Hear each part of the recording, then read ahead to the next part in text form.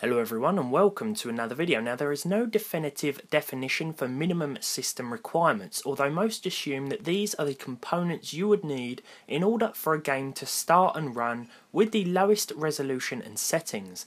Although these give you no real indication of performance, just for fun, we're going to see how a few games run if they are played with their on paper minimum system requirements. So in order to do this, I gathered my big bag of CPUs, a few GPUs, and got a help from a few friends in order to make this possible. So GTA 5 requires a Core 2 Quad Q6600 or Phenom 9850, 9800 GT or 4870 with 4 gigs of RAM. We went for the Phenom 9850 option here with the 4870 and 4 gigabytes of DDR2 to find that the game, well, wasn't actually too bad. Although it averaged 28, this really wasn't a terrible experience and the game was still definitely somewhat playable, even if we did have to turn things down to 1024 by 768. However, as you'll see as we go on, this will vary from game to game and system to system. The only point in this video is to basically show you guys that minimum system requirements really do mean nothing, other than sometimes giving you the actual indication whether or not the game will start up. So Just Cause next, which actually requires some pretty beefy requirements, an i5 Phenom X6 670 or 7870.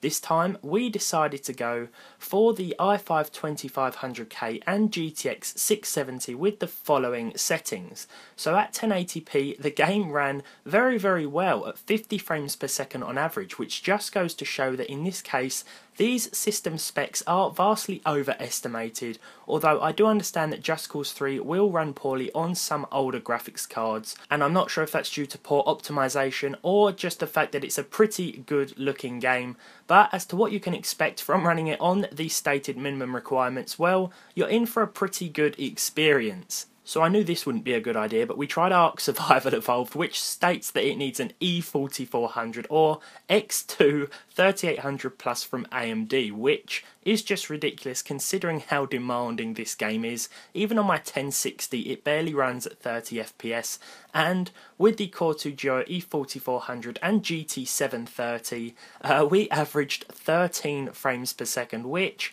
is by no means playable. I think what we've shown here is that unlike GTA 5, which did scrape by on those minimum specs, and Just Cause 3, which performed very well, ARK is totally the opposite of that. Finally we tried The Witcher 3, where again the minimum requirements feature an i5 2500K, but this time we decided to swap the card for a 7870. Instead of going with Nvidia and Intel, we went with Intel and AMD here to produce an average of 40 frames per second on average with this setup and the medium settings.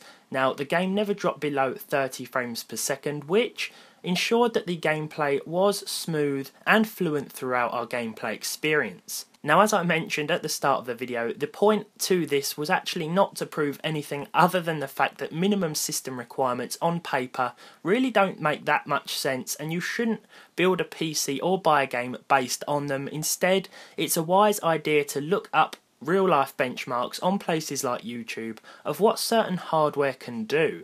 So as always, I hope you guys enjoyed the video. If you did, leave a like. If you didn't, dislike it. Subscribe to the channel if you haven't done so already, and hopefully I'll see you all in the next one.